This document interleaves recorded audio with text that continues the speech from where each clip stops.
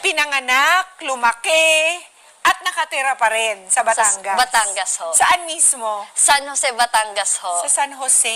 Yes, sa maraming itlog. Ang San Jose ho ay kilala bilang the egg basket of the Philippines. Ayun. Kaya maraming itlog, mga poultry. Oo, dapat pala doon kami nakatira kasi yung asawa ko walang kinain kung hindi itlog. Itlog. Ay, nako, dapat nga ho sa amin. Nako, dati ho, nagsabi ho kayo pala sa akin na nadalhan ko kayo ng itlog. Ay, alam mo naman kung saan ako hahanapin para... Ay, oo. Ay, nako, tama-tama. Hayaan ninyo.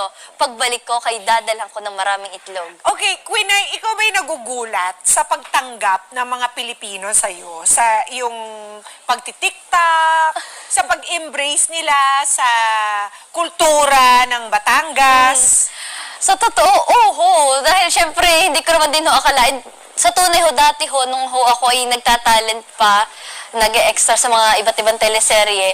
Dati ho, nung